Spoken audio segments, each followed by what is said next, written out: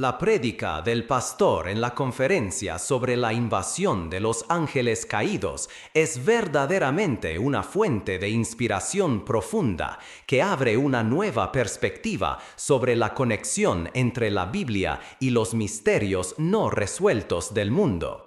El pastor hábilmente relacionó fenómenos científicos y construcciones megalíticas antiguas como las pirámides de Egipto, Stonehenge o Machu Picchu con las profecías bíblicas, afirmando que estos conocimientos adelantados a su tiempo no podían provenir de humanos, sino de la intervención de entidades sobrenaturales. A través de esto, el pastor enfatizó que solo la fe en Dios y la sabiduría de la Biblia nos permiten comprender el mundo invisible y el verdadero significado de la existencia. Su llamado a vivir para servir, amar y difundir la luz de Dios en un mundo lleno de caos y pecado tocó los corazones, avivando la llama de fervor en cada creyente. Esta conferencia no solo fue una lección sobre historia o teología, sino un recordatorio poderoso de nuestra responsabilidad de vivir conforme a la voluntad de Dios. De momento le estamos dando la bienvenida a el internet, a las redes sociales, a live stream, y nos da mucho gusto poder en vivo enviar esta conferencia a través de la tecnología del siglo XXI a millones de hogares, millones de personas que en este momento sintonizan esta serie que hemos iniciado. Esta es la tercera parte, la invasión de los ángeles caídos.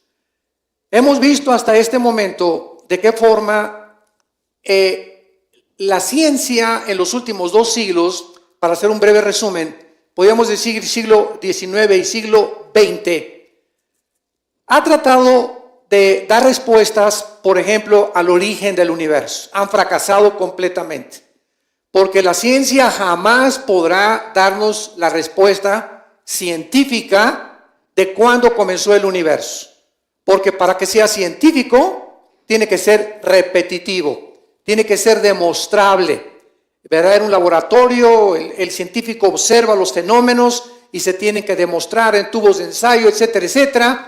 Y el científico simplemente es guiado por las leyes, que vamos a ver más adelante, que rigen el universo. Vamos a ver quién estableció esas leyes y esas fuerzas o poderes que existen. Entonces vino el siglo XX, y el siglo XX fue la explosión del conocimiento, donde pues brincamos después de casi más de 5.500 años del burro al motor de gasolina. 1903 los hermanos Wright hacen la primera tentativa de volar. 1905 el primer carro modelo Ford, diseñado por Henry Ford, que corría a 25 kilómetros por hora. 1929 se descubre la penicilina. En el 45 se bombardea el átomo, el uranio 235 produciendo la fisión nuclear. En el 69 alcanzamos la luna. Vienen los 70 con la transmisión espacial satelital, donde lo que pasa en China ya se puede ver en México, lo que pasa en la Antártida se puede ver en el Polo Norte, y así vemos que hubo una explosión de conocimiento tremenda en el siglo XX. Y llegamos a los 80s, 90s con la invención del famoso celular.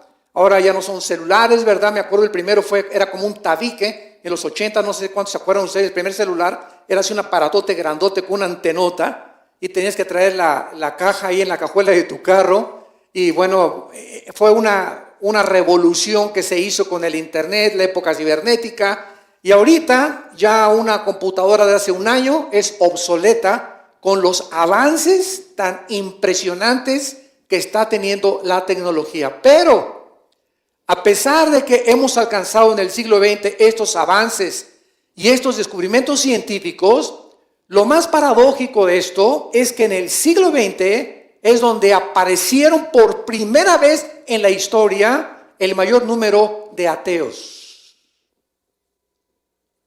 Nunca en la historia había habido tal resurgimiento del ateísmo como en el siglo XX. Antes del siglo XX tenemos nosotros a Blaise Pascal, que era cristiano, tenemos a Maxwell, que era cristiano, tenemos a Isaac Newton, que era cristiano, Luis Pasteur, al mismo Alberto Einstein, que él dijo, ¿verdad?, que no se podía jugar a los dados con el universo. Y de repente, ¿verdad?, surgió el siglo XX que ensoberbeció al ser humano. Entonces, la ciencia, pues no ha podido definir, ¿verdad?, cómo puede realmente, qué respuestas dar al origen del universo, al origen del ser humano, y se han inventado teorías que venimos de chita, que venimos de los animales, de un proceso de selección natural y que evolucionamos, como lo vamos a ver más adelante, de una sola célula, de una menjurje ahí que hubo de químicos, y ahí explotó todo y ahí surgió la vida. Pero antes de que Jesucristo regrese, que ya se escuchan los caballos del Apocalipsis en el cielo, la Biblia profetizó en Daniel 12, versículo 4, que el conocimiento aumentaría y que los entendidos iban a entender. ¿Qué cosa es lo que vamos a entender? Que mientras más cerca estemos de la culminación de la historia humana, más luz vamos a tener para entender los misterios que están escondidos al empirismo. ¿Qué es el empirismo? Es la filosofía que trata los ateos y que dicen: yo no creo lo que no veo, lo que no oigo, lo que no huelo o lo que no siento. El empirismo habla de una limitación del mundo que nos rodea invisible.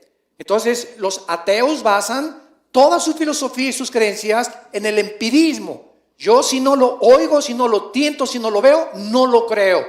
Entonces, esta limitación que tienen ellos les ha impedido entender que estamos rodeados de un mundo invisible, espiritual, con entidades reales que existieron antes que nosotros y que solo, desgraciadamente para ellos, porque no consideran la revelación bíblica, para ellos es obsoleto creer lo que la Biblia dice.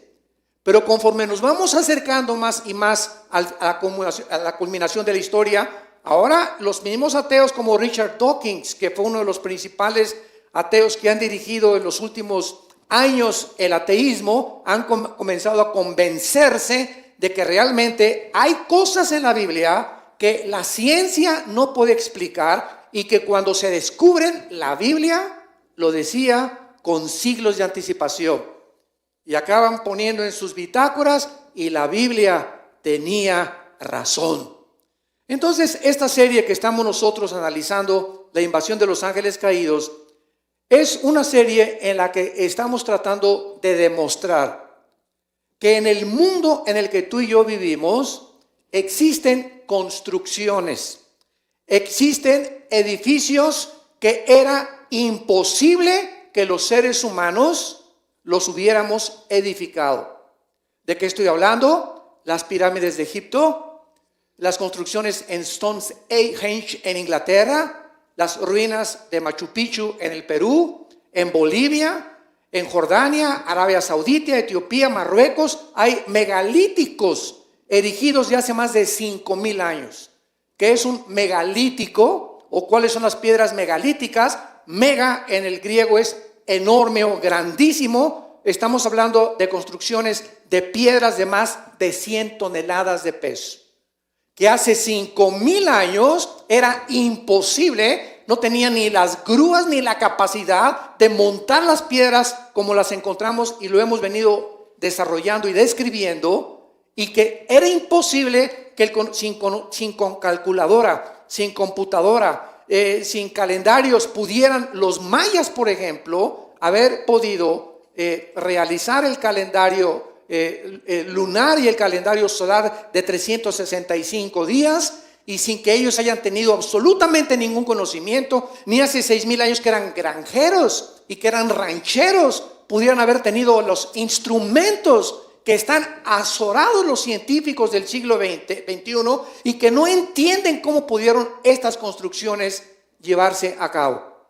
En la conferencia anterior estudiamos las pirámides, se las recomiendo. La conferencia anterior, las pirámides de Egipto, las de Machu Picchu, piedras de 150 a 200 toneladas cortadas como mantequilla cuando ni sierras de punta existían. Las pirámides de Egipto unidas, las piedras, y no ensamblaron. ¿Cómo pudieron cortar piedras de granito ¿Quién les reveló hace 6,000, 5,000, 6,000 años el sistema de impermeabilización que tienen las pirámides de Egipto? ¿Por qué están orientadas todas hacia el cielo y a los 4 puntos cardinales y a los símbolos del zodíaco? ¿Qué es lo que está pasando? Que al mismo tiempo que las pirámides de Stonehenge en Inglaterra y las de Perú, de Machu Picchu y las de México, ¿cómo es posible que se hayan puesto de acuerdo en hacer las mismas edificaciones, con las mismas piedras, con las casi similares construcciones, si no había WhatsApp? No tenían internet, no tenían manera de comunicarse. ¿Cómo es posible que hayan podido hacer lo mismo en diferentes partes del mundo? Esta coincidencia no es accidente. Y vamos a ver pues entonces que detrás de todas estas cosas existe un mundo invisible que la Biblia nos revela de ángeles caídos, que están en la tierra todavía actuando y que hace 4,000, 5,000 años pudieron transmitir este conocimiento a los seres humanos y que ahora estudiantes de los famosos ovnis dicen que fueron extraterrestres. Y por algún lado tienen razón, porque los ángeles caídos sí son extraterrestres, pero no son los extraterrestres que están imaginándose, los que están por aquí metiéndose, que de Plutón o de Júpiter, etcétera, etcétera, sino que son seres invisibles que existieron antes que nosotros, con el único propósito de engañarnos a nosotros. Dejaron la huella en este mundo. ¿Por qué? Porque antes de que el hombre existiera aquí en la tierra, este planeta fue habitado por ellos.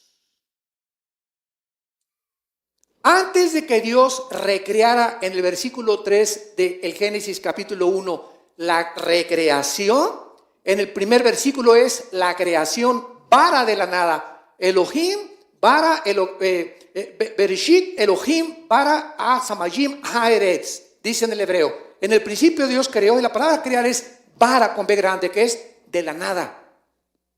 De la nada Dios hizo, lo confirma Hebreos 11:3, porque las cosas que se ven fueron hechas de lo que no se veía. Ahí está la creación original de todo el universo. Pero en el versículo 2, algo sucedió, que la tierra fue cubierta por agua, se oscureció, estaba en un estado de desolación caótico, que tuvo que intervenir el Espíritu Santo. Y en el versículo 3, Dios hace aparecer de las tinieblas la luz. Hágase la luz, la energía.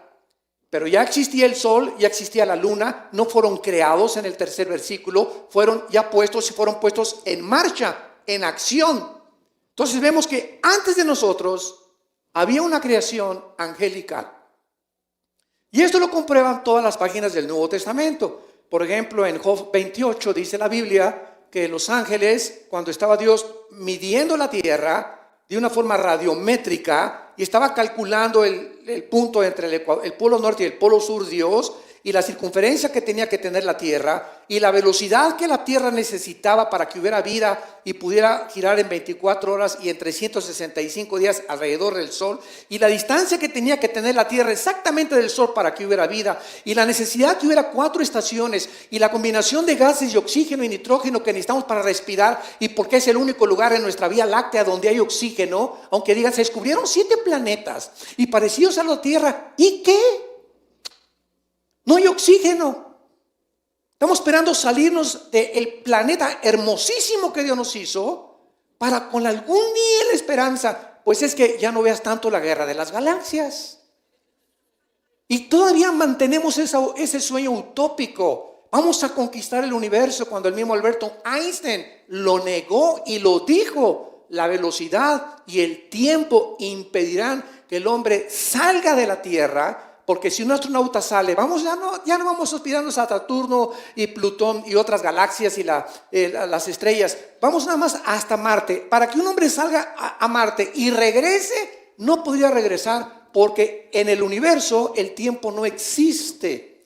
Y si un astronauta de 30 años saliera de la Tierra hacia el universo o hacia Marte y tuviera 30 años de edad y la esposa 25 años de edad, cuando él regresara, la esposa le doblaría la edad por la cuestión del tiempo y tendría que viajar a la velocidad de la luz, 300,000 kilómetros por segundo, para poder llegar, y tardaría más de 10 o 15 años luz para poder realizar el sueño utópico.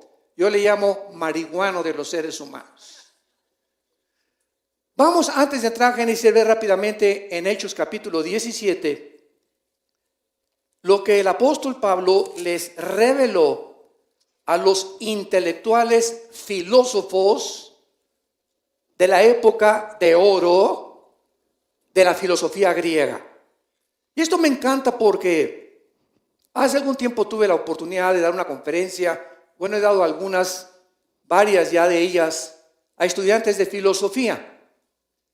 Y una de las cosas más importantes, y una de las cosas donde tú dejas así a la gente, como decimos, sin palabra, es la pregunta que siempre les hago. ¿Ustedes creen, les digo a los estudiantes de filosofía del siglo XXI, ustedes creen que los filósofos del siglo XX, estamos hablando de Carlos Darwin, vamos a agregarle a Sigmund Freud también, Richard Dawkins, Jean-Paul Sartre, Bertrand Russell, Samuel Harris, todos estos filósofos Carlos Sagan, el astrónomo del siglo XX, ¿ustedes creen que los filósofos y los científicos ateos del siglo XX eran más filósofos y más inteligentes que Sócrates, Demóstenes, Platón, los del siglo de oro de la filosofía griega? Y se quedan todos. ¿Me podrían nombrar ustedes a un filósofo? Diga, como decimos en México, tráeme tu gallito Giro. ¿Quién es la persona, filosóficamente hablando, que más admiras y que más haya podido penetrar en el mundo del intelectualismo para compararlo con Platón, con Sócrates o con Demóstenes? Y se quedan, ¿verdad?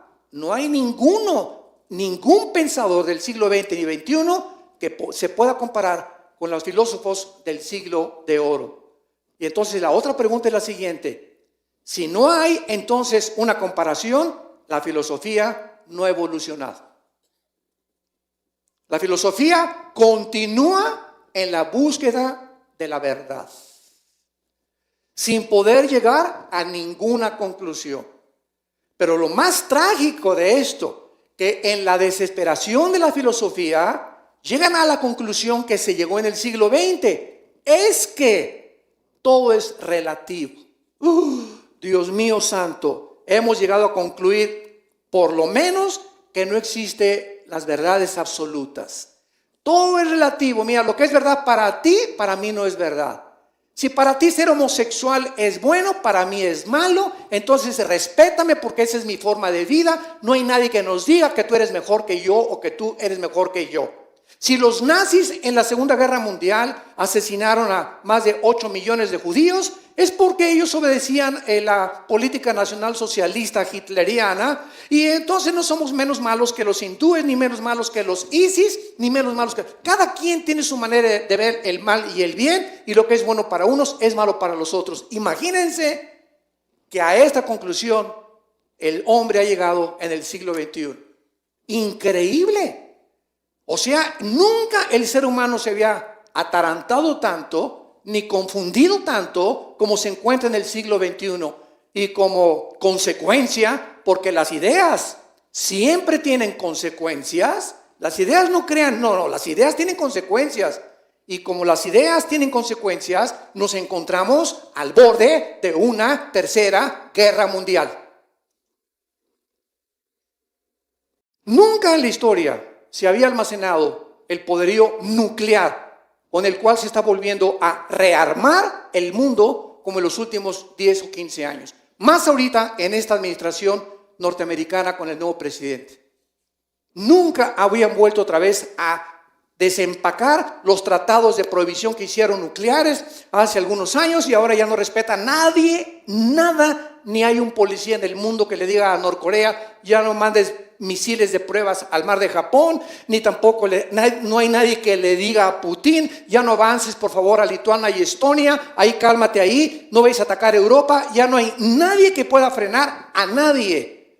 Nos encontramos en un mundo agresivo y violento, donde estamos a punto, es como una olla hirviendo que está a punto de explotar. Y el conocimiento y la ciencia y los descubrimientos arqueológicos y científicos, ¿de qué nos sirvieron? Jesús, María y José y el burrito que los acompaña. ¿De qué nos sirvió toda esta cosa que nos ensoberbeció? No, la ciencia, y vamos a alcanzar el mundo y vamos a resolver los problemas de la humanidad que van más allá de nuestra capacidad. Y hemos hecho el ridículo como seres humanos, como filósofos e intelectuales, por la soberbia del corazón humano. Un mundo ensoberbecido. Un mundo que le dice, no te queremos, Dios. Somos lo suficiente, somos mejores que tú. Es más, ¿sabes una cosa? Te voy a comenzar a cuestionar. Bájate donde estás, Diosito, y siéntate aquí. A ver, tú siéntate y yo te voy a juzgar ahora. ¿Por qué permitiste esto? ¿Y por qué permitiste el mal? Ah, sí, dice Dios. Ahora tú me vas a juzgar. ¿Eres más sabio que yo? ¿Crees que porque lo que no entiendes te da el lugar para poder concluir de que yo no existo? Simplemente porque no entiendes mi creación. Fue lo que lo contestó Dios a Job en capítulo 38, 39, 40, 41 y 42 de su libro. ¿Crees que porque no entiendes mi creación o lo que yo no hago me vas a decir que tú eres mejor que yo? O sea, tú si hubieras sido Dios, hubieras hecho un universo mejor. Ja, ja, ja, ja. Gusano de renacuajo de aguapuerca. Es la soberbia. Ese es el ateísmo. Denunciando y desafiando, pues que yo soy ateo porque no entiendo esto. ¿Y por qué creaste el mal? ¿Y por qué creaste? ¿Sabes qué? Y como dijo Dios Teofilito, ni lo vas a entender. Y por eso Dios nos da la fe. La fe no es ciega, nos da evidencias. Y la más grande evidencia es la muerte de su Hijo en una cruz y su resurrección de los muertos. Ya más no nos puede bastar de que Él vive. En Hechos 17, el apóstol Pablo llega a Atenas, en el siglo de oro de la filosofía. Y ahí se juntaban los griegos a pensar, y siempre que había alguien que tuviera alguna nueva perspectiva de la vida o alguna nueva forma de pensar, lo invitaban a un lugar que se llamaba el Areópago, en Atenas. Y era como un montecito así, ¿verdad? Porque nunca en la historia se ha distinguido el pensamiento humano como la época del siglo de oro, en la que se dedicaron a pensar, y a pensar profundamente en muchas cosas que traspasan nuestra capacidad y nuestra limitación que Dios nos dio. Y dice el versículo 17, versículo 22, Pablo, porque pasó por Atenas Pablo, puesto en medio del Areópago, les dijo, varones atenienses, en todo observo que son, ¿qué? Lo primero que Pablo distingue y observa era la increíble religiosidad de estos grandes pensadores que no eran ateos. Y lo más interesante de la palabra que se usa en el griego aquí, religiosidad, que es desdidai, monasterios, es miedo a los demonios. La palabra religiosidad significa temor a los demonios en el griego. En todo observo que ellos no lo entendieron, que tienen ustedes espíritus que los han llevado a qué cosa, a tratar, vamos a seguir leyendo, y dice Pablo, porque pasando y mirando vuestros santuarios, hallé un altar en el cual estaba esta inscripción, al Dios no conocido, al que ustedes adoran, pues sin conocerle, es a quien yo les anuncio. Pablo entra al Areópago y ve que por todos lados había altares de los griegos. ¿Saben ustedes lo que es un altar?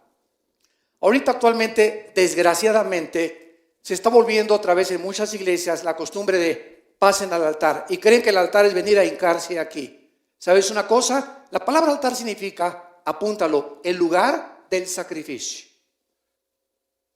Y bajo el Nuevo Testamento ya no hay altares más que el que traes tú y yo en el corazón. Ahora, el sacrificio ya fue hecho por Cristo en la cruz. Y si lo queremos adorar, lo adoramos en el altar de nuestro corazón. Ya no hay ningún altar donde podemos decir a la persona, pasen al altar. ¿Por qué? Porque el altar ahora está dentro de nosotros. Así como Dios no habita en templos hechos por manos, ni le llamemos jamás, vamos al templo. ¿Cuál templo? El templo está dentro de ti.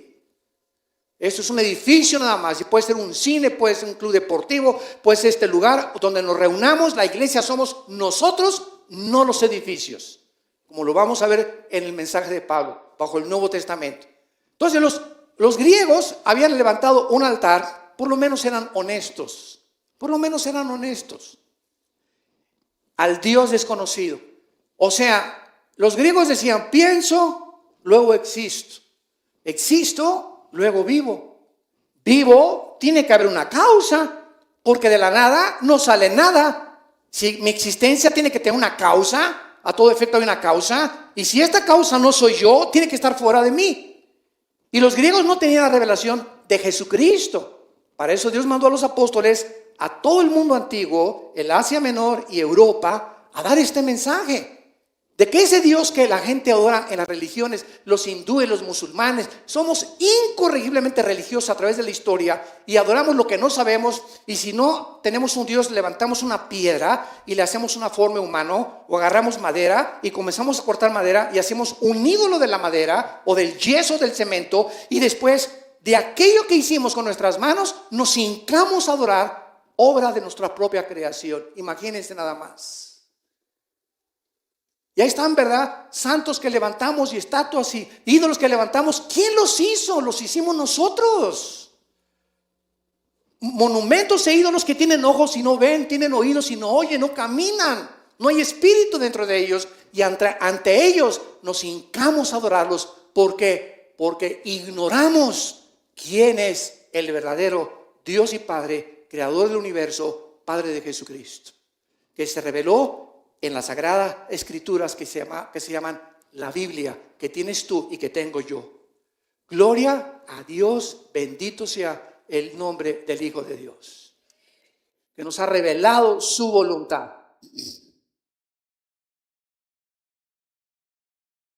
Y el mundo sigue igual, adoran lo que no saben. Ay, hermano, ¿qué pasó, doña Chole? Pues yo no soy ateo, yo creo en Dios. ¿De veras, doña Chole? ¿En cuál Dios? ¿Cómo que en cuál Dios? ¿En cuál? ¿Los hindúes tienen 6 millones de dioses? El hecho que tú me digas creo en Dios no dice nada. ¿En cuál? Puede ser el Dios que tú te fabricaste, al que tú sigues tus reglas. No, mi Dios me perdona. Y con mi Dios yo puedo fornicar y me puedo emborrachar. Y si voy el domingo y cumplo, durante semana me persino o doy mi dinero y ese Dios me perdona. Es el Dios que tú te fabricaste. Es el Dios que tú has inventado a tu propia conveniencia, porque no te quieres someter al Dios vivo y verdadero. Esa es la gran contradicción que existe cuando una persona dice creo en Dios. Yo le contesto, el diablo no es ateo. ¿Sabían ustedes eso, verdad? El diablo cree en Dios, pero no lo obedece. Entonces no basta decir creo en Dios. Pablo continúa diciendo, es a quien yo les anuncio. Y vean el versículo 24, que es el punto que queremos aclarar del universo. Y dice así, Pablo, el Dios que hizo el mundo y todas las cosas que en él hay, siendo Señor del cielo y de la tierra, no habita en templos hechos por manos humanas, por el amor de Dios. Ni es honrado por manos de hombres como si necesitase de algo. Ay, Diosito, te traigo este pancito de muerto, te traigo esta veladora, te traigo esto, te traigo aquello. Él no necesita eso de nosotros. Pero ¿por qué lo hacíamos muchos de nosotros? Porque no lo conocíamos. Porque no teníamos el conocimiento de la Biblia. Y millones de personas alrededor del mundo, tus familiares, primos, amigos en la escuela, políticos, deportistas, artistas, siguen haciendo lo mismo porque no hay quien les diga la verdad. Y para eso Dios nos ha enviado un mundo necesitado. El mundo nos necesita, somos la luz del mundo. Y este es el mensaje que tenemos que entregar. Él no habita en templos de manos humanas. No hay nada que le podamos traer a Dios y te ofrezco a mi perrito, te ofrezco a mi hijo. No, Él nos ofreció a su hijo por el amor de Dios en una cruz. ¿Quién podría superar el sacrificio de Jesús en la cruz? Nadie. Pero por nuestra ignorancia hacemos todas las cosas que hacemos. Y continúa Pablo diciendo en el versículo 25, ni es honrado por manos de hombres como si necesitara de algo, pues Él es quien da a todos vida y aliento y todas las cosas. Y de una sangre ha hecho todo el linaje de los hombres. Damas y caballeros, esto fue escrito hace 2000 años. Ya Pablo decía, antes que se descubriera la circulación de la sangre, médicos que nos acompañan, antes de que se descubriera la circulación de la sangre, ya Pablo decía, aunque tengas RH negativo o positivo o sangre universal, es sangre humana. Sácale la sangre a un chango y es diferente a la de nosotros. Y si tú crees que venimos de la evolución, cuando haya necesidad de hacer transfusión de sangre, dile al doctor que te traiga sangre de un chimpancé. La misma biología y el ADN, el ácido desoxirribonucleico que está en cada una de nuestras células, niega que podamos ser iguales. De una sangre nos ha hecho todos, dice Pablo, y dice a continuación, para que habitemos ¿dónde? Para que habitemos en Marte. Vámonos de luna y miel a la luna. ¿Estás loco? Prefiero Cancún, la Riviera Maya, 1000 veces. Además, en la luna con la escafandra ni beso le das a tu novia. Para que Él hizo todo lo que hizo en este planeta, porque aquí nos colocó. Este es el jardín del Edén que Él puso originalmente, y todo lo demás que nos rodea es árido, sin oxígeno, sin las condiciones que el único planeta que tiene es el planeta Tierra. Bellísimo, con cascadas, con mares, con aire, con oxígeno, con ríos, con vegetación, con pájaros incomparables de miles de colores, con escenas increíbles, con bosques, con jardines, y toda esta casa que Dios nos hizo para habitarla porque nos ama, la convertimos en un basurero. Hemos echado a perder el agua, el aire, la comida, los alimentos, el mar, millones de litros de petróleo derramados, y cuando llegamos al siglo XXI ya no hay aire casi en ningún lugar del mundo que sea puro para respirar. Y después, Dios las guerras, y Dios esto, espérame tantito, nosotros somos los responsables de lo que hemos hecho con el mundo.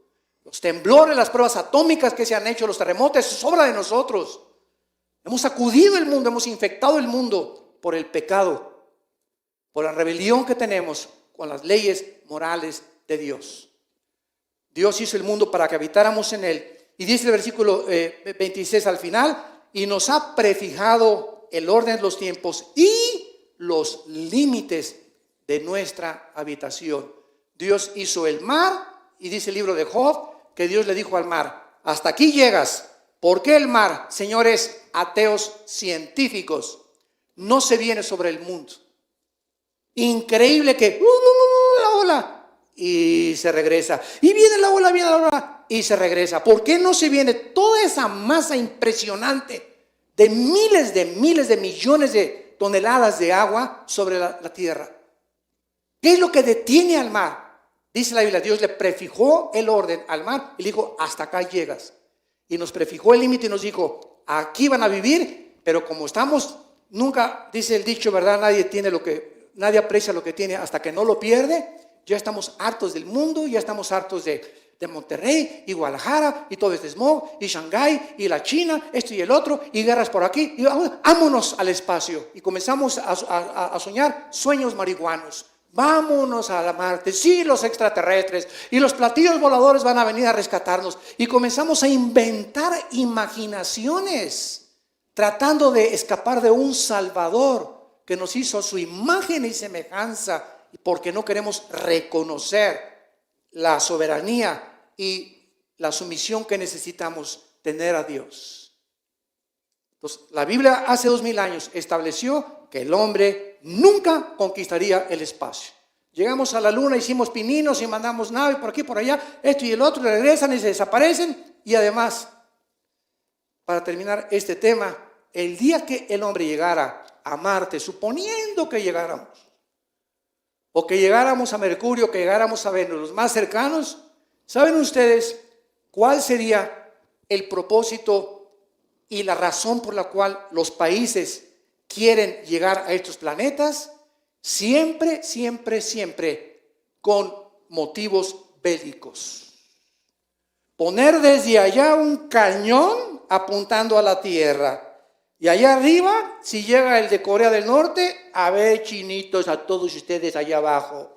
Ahora, desde aquí tengo el poder en el momento que no se sometan a mis demandas y comience el chantaje. Desde aquí me los echo a todos y pondría al mundo de rodillas, fuera esa nación u otra nación, pero siempre habría la capacidad humana y la tendencia humana de dominar y controlar el mundo. Y lo dijo Jesús: los hombres y los gobernantes se enseñorean de las naciones y os oprimen, mas el Hijo del Hombre ha venido para servirlos y dar su vida en rescate por muchos. Entre ustedes, nosotros, los que estamos comenzando a conocer la verdad, no debe ser así. Entre ustedes, el más grande es el que le lava los pies a los demás. Entre ustedes, el más grande no es el que es servido, sino el que se convierte en siervos de los demás. ¿A cuánta gente tú como cristiano sirves? ¿A cuántos orfanatorios vas una vez al mes? ¿A cuántos asilos abrazar a los viejitos? ¿Cuánta gente pasando? Ahorita veníamos aquí a la iglesia y cuántos niños pobres, niñas de 6, 7 años así, chamuqueo, con paletitas, me compraron una, quítate chamaca. ¿Y cuánto es una limona? 5, 10 pesos. ¿Qué son 5, 10 pesos ahorita para una muchacha así? Ni siquiera puedo comprar un refresco, un medio litro de leche. Pero ya tenemos un corazón tan cerrado que ya no nos interesa nada más que nosotros y nuestros propios intereses.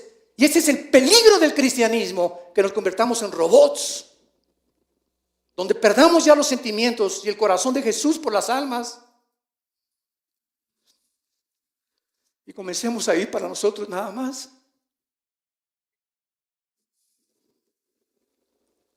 Ayúdanos, Señor.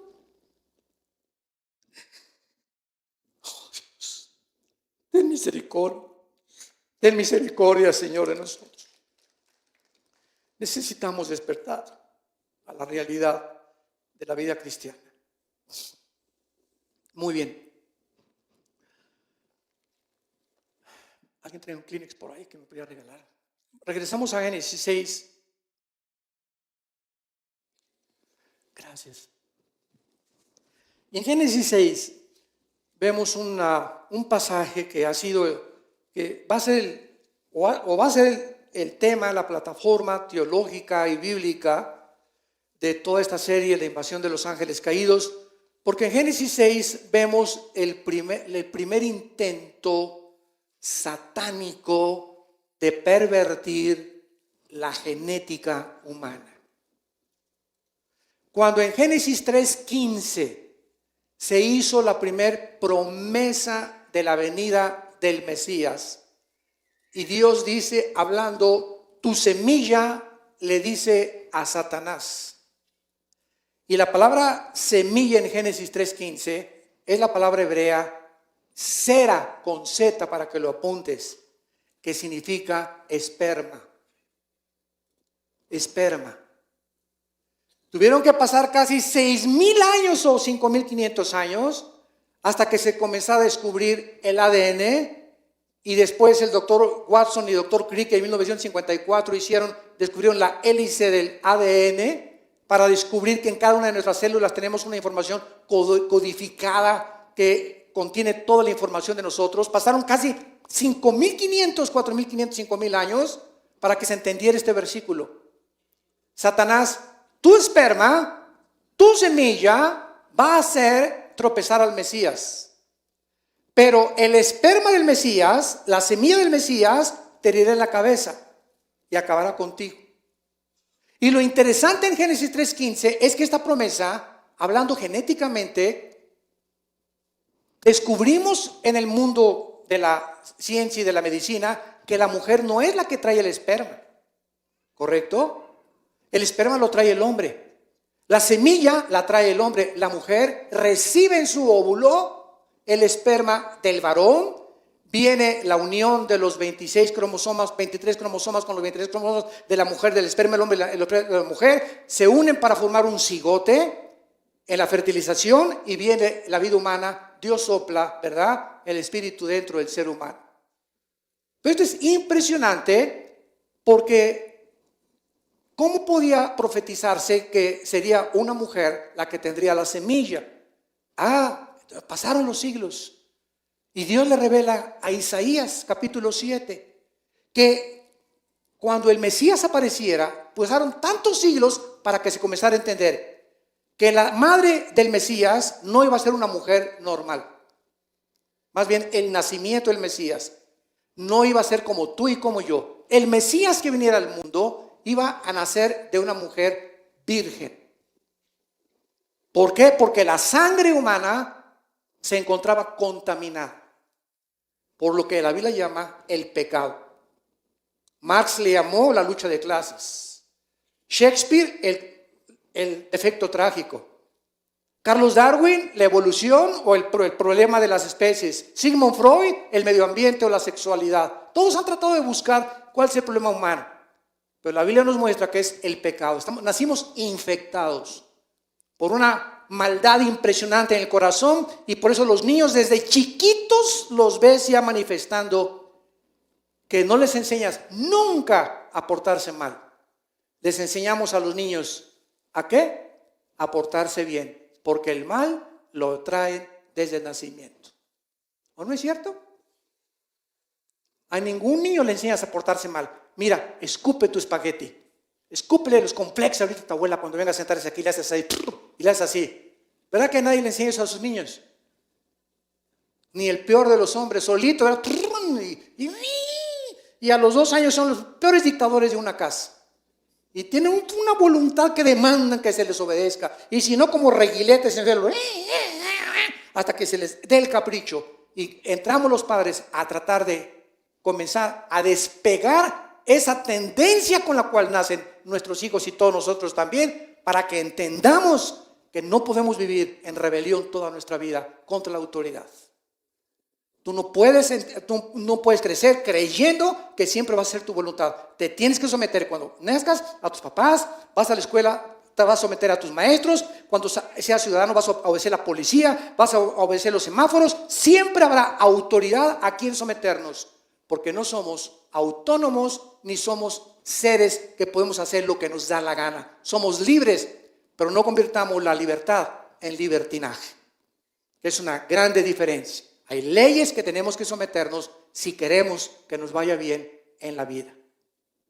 Entonces aquí en Génesis 6 hubo un ataque que ya lo mencioné y lo vamos a estudiar más adelante también con más profundidad, de ángeles que abandonaron su morada caídos. De alguna manera alteraron la genética de las mujeres y como consecuencia y resultado de esta unión angelical con las mujeres humanas, no sabemos si fueron relaciones como tú, como mi esposa y yo tenemos, o como los que estamos casados. No sabemos qué tipo de mezcla hubo ahí. Lo único que sabemos ahora, en el siglo XXI, es que Satanás tiene el poder de entrar al cuerpo humano y alterar los nervios ópticos, alterar mis oídos. Se pueden meter 6,000 demonios al cuerpo de un ser humano, a sus músculos, y darle fuerzas como las de Sansón. Pueden entrar y alterar tu ritmo cardíaco. Pueden entrar a tu estómago y descomponer tus intestinos. Pueden entrar a las neuronas, a los billones de neuronas del cerebro, y desconectar ciertos alambres para producir en un ser humano desórdenes mentales, psicopatías, esquizofrenias, neurosis, ataques de pánico. Tienen esa capacidad que no había sido estudiada por muchos siglos. Y si tienen esas capacidades, ¿no tendrán también acceso al sexo? ¿A alterar las relaciones sexuales y producir mientras una mujer tiene algo en su matriz, ¿verdad? Y en desarrollo, ¿no podrían alterar y convertir monstruos para nacer? Claro que sí, la Biblia nos los dijo hace miles de años. Como resultado, entre esta unión ángeles-mujeres, nacieron los Nefilim. Versículo 4, había gigantes en la tierra en aquellos días. Esa palabra gigantes es Nefilim. En la otra conferencia que ahorita sigue, voy a hablar extensamente sobre ellos. Y estos gigantes medían 4 o 5 metros de estatura. Y tenían 12 dedos en las manos y 12 dedos en los pies. De acuerdo a 2 Samuel 21, Deuteronomio 2, Deuteronomio 3. Lo vamos a ver, Números capítulo 13. Eran monstruos que no pudieron haber venido del resultado de una unión natural entre un hombre y una mujer.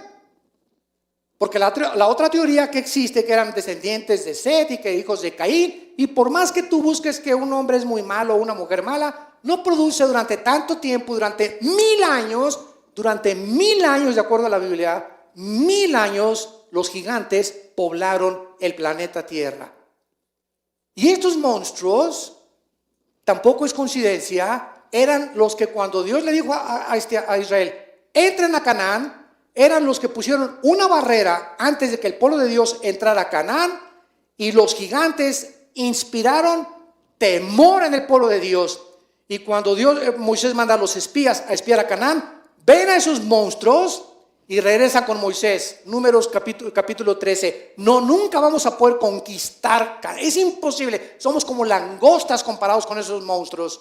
Pero había dos hombres, Josué y Caleb, que dijeron, sí podemos, con Dios todo lo podemos, que nos fortalece. Y por ese temor, esa generación no entró a la tierra prometida.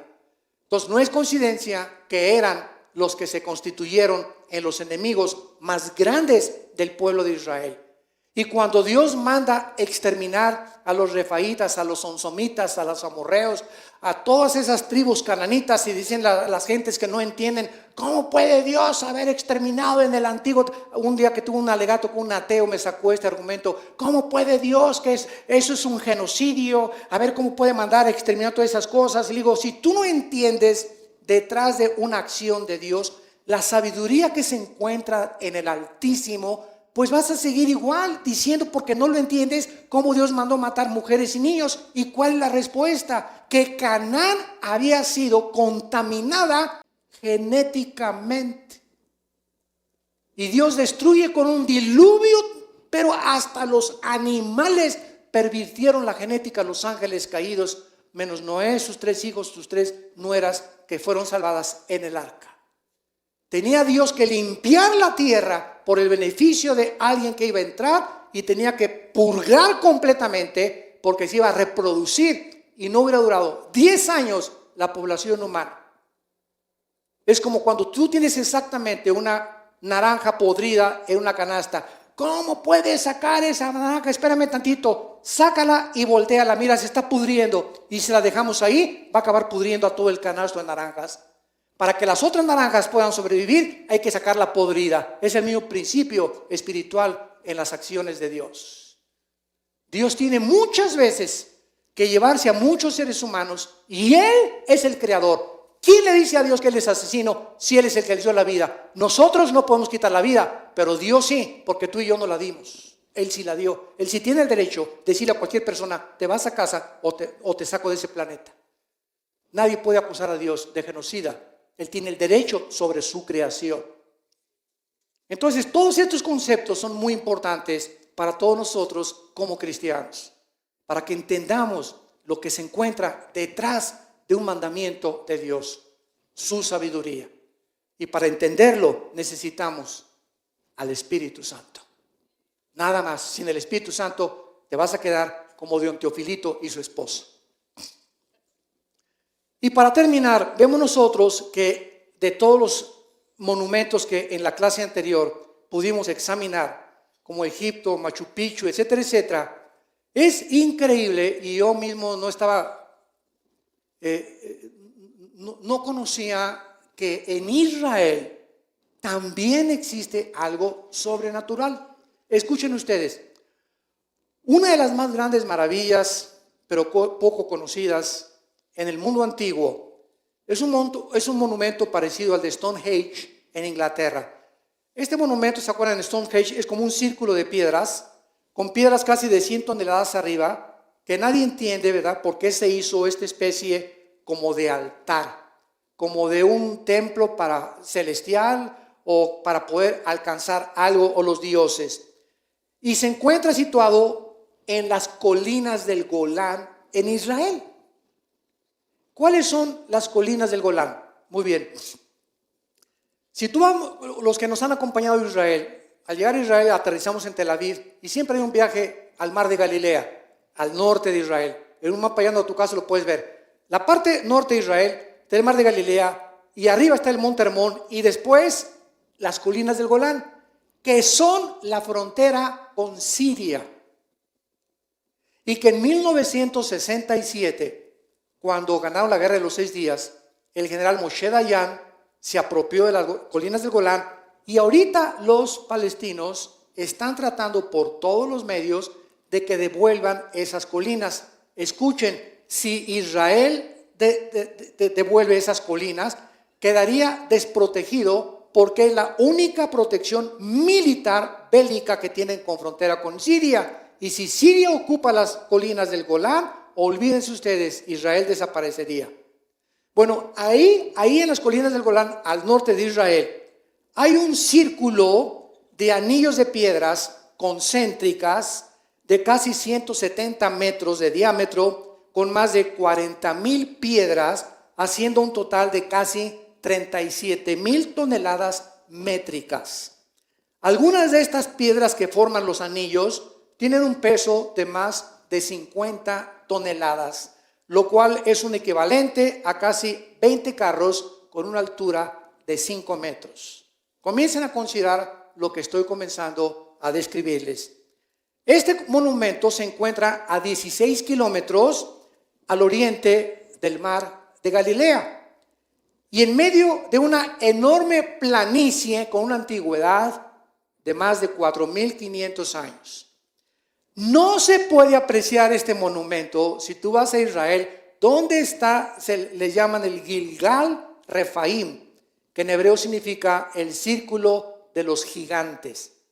Nosotros hemos ido a Israel, mi hermano, me acuerdo cuando nos fuimos con más de 300 personas de varias iglesias de Vida Nueva, y verdad, pues ¿dónde está ese monumento? Es que ese monumento está en una planicie y no se puede ver más que desde un avión. Tendrías que rentar un helicóptero o una avioneta en Israel para desde el cielo poder ver ese monumento que se encuentra de círculo de anillos de piedras concéntricas con 170 metros de ancho, con más de 40,000 piedras, haciendo un total de 37,500 toneladas métricas. Y no se puede apreciar desde el nivel de la tierra y no hay colinas tampoco para poder apreciarlo, solo desde arriba, desde un avión. Se ha sugerido que estos monumentos fueron construidos como observatorios astronómicos y como un calendario estelar. ¿Por qué, preguntamos ahora, miles de siglos, cientos de siglos después, estas antiguas civilizaciones, si les podríamos llamar así, estaban interesadas en construir estructuras conectadas con la observación de los cuerpos celestiales? Mayas, Machu Picchu, las pirámides de Egipto, estos círculos en Israel, las de Stonehenge, todo esto que fue descubierto en el mundo y en lo cual la ciencia no tiene respuestas. ¿Quién va a poner esas piedras? Buscaron en Israel. ¿Dónde encontraron esas piedras? Puchipa la mucha. En Machu Picchu están en una, imagínense nada más subir piedras de 100 toneladas a una colina. ¿A quién se le va a ocurrir eso? En cañadas, en precipicios, en lugares desérticos como las pirámides de Egipto. ¿De dónde trajeron esas piedras? Y han buscado por todos lados de dónde las trajeron. Y son el sello de la civilización que existió antes que nosotros. Y siempre están apuntando todos como observatorios conectados con la observación de los cuerpos celestiales, al igual que las pirámides en Chichén Itzá, en el Yucatán de los mayas. Todas estas civilizaciones, santos de Dios, no poseían herramientas, martillos, sierras, cintas métricas, taladros, grúas para haber podido llevar a cabo tales sorprendentes construcciones dignas de los más capacitados ingenieros y arquitectos del siglo XXI. Además, los sitios que escogieron, como acabo de mencionar, desafían cualquier lógica elemental: desiertos, cañadas, montes increíblemente altos, islas. En la conferencia anterior mencioné las islas donde se encuentran estos monumentos. ¿Podría ser que gigantes estuvieran involucrados en estas construcciones?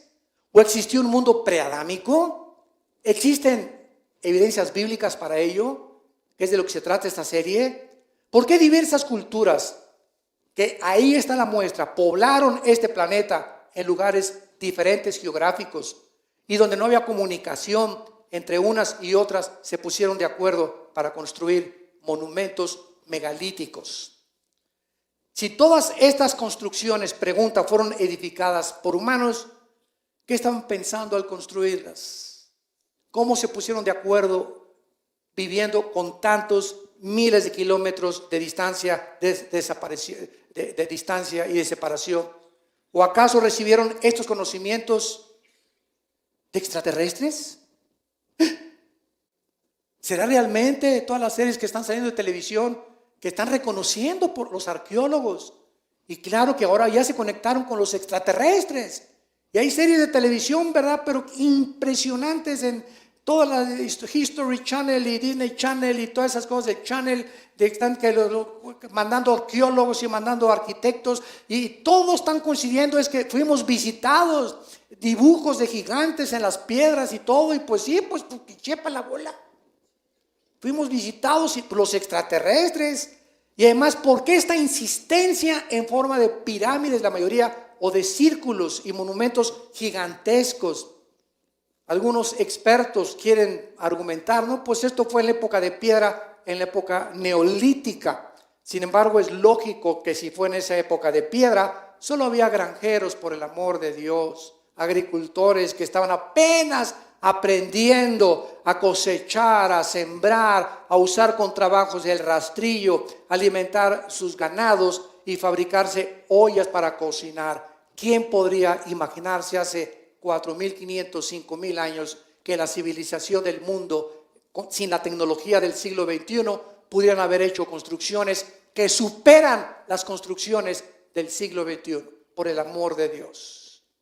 Y todo esto nos lleva a estos misterios que la Biblia nos va a ir revelando cuando tú verdaderamente eres un apasionado por la verdad, amas a Dios con todo tu corazón, y comenzaremos a entender las cosas que la ciencia no puede ahorita contestar, pero que Dios le interesa que revelarnos el conocimiento de su voluntad, y que no nos quedemos en la ignorancia, que sepamos que servimos a un Dios inmenso, creador de los cielos y de la tierra, que los extiende como una cortina, y que todo el universo y los hoyos negros y las galaxias y las estrellas, que hay estrellas que son 1.000.000 de veces más grandes que el sol.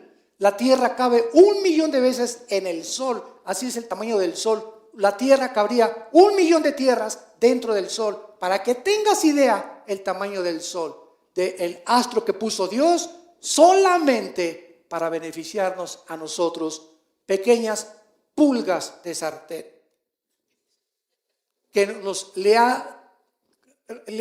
a Dios le ha revelado verdaderamente el conocimiento, y le ha agradado revelarnos a nosotros los secretos que el mundo no puede conocer, porque cosas que ojos no han visto, ni oídos han oído, ni han subido en corazón de hombre, son las que Dios tiene preparadas para ti y para mí. Padre, te damos gracias por tu palabra en esta mañana. Bendito sea el Dios y Padre de Jesucristo nuestro Señor, que nos hizo renacer para una esperanza viva por medio de su resurrección de entre los muertos.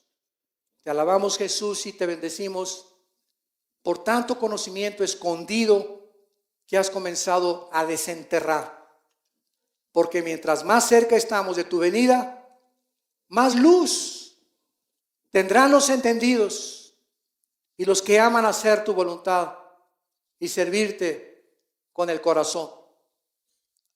Oh Señor, haya en nosotros este sentir que hubo en tu Hijo Jesucristo, el cual no estimó el ser igual a ti, se despojó en el cielo para bajar a este basurero que es el planeta Tierra, que hemos hecho nosotros, hincarse a lavarnos los pies.